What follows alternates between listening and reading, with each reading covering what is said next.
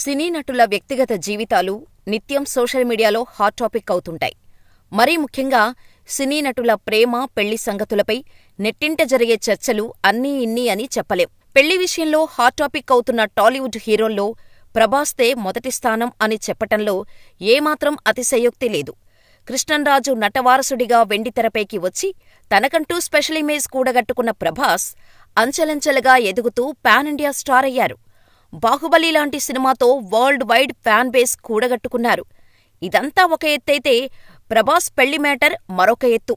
4 పదుల వయసొచ్చినా ఈ Tollywood most eligible bachelor పెళ్లి చేసుకోకపోవటంతో అందరి కళ్ళు ఇతగాడిపైనే ఉన్నాయి. ప్రభాస్ ప్రేమలో ఉన్నారని, హీరోయిన్ అనుష్కతో సీక్రెట్ అఫైర్ నడిపిస్తున్నారనే వార్తలకైతే కొదవే లేకుండా పోయింది.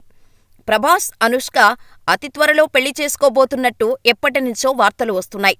అలాంటిదేం లేదని దీనిపై అనుష్క, ప్రభాస్ రియాక్ట్ అయినప్పటికీ ఈ వార్తల్లో ప్రవాహం ఆగటం లేదు.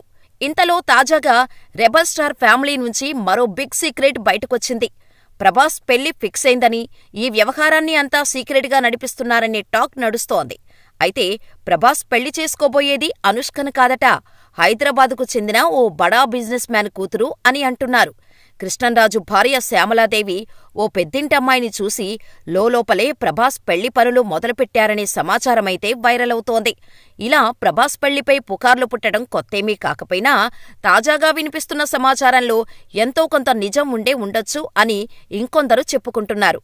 ఇప్పటికే 45 ఏళ్ల వయసు వచ్చేసింది కాబట్టి ఇక ప్రభాస్ పెళ్లి ఖచ్చితంగా జరిగే అవకాశం ఉందని అంటున్నారు. మరోవైపు ప్రస్తుతం ప్రభాస్ తన సినిమాలతో బిజీగా ఉన్నారు. రీసెంట్గానే కల్కి సినిమా చేసిన ఆయన ప్రస్తుతం ది రాజాసాబ్, ఫౌజీ సినిమాల్లో నటిస్తున్నారు.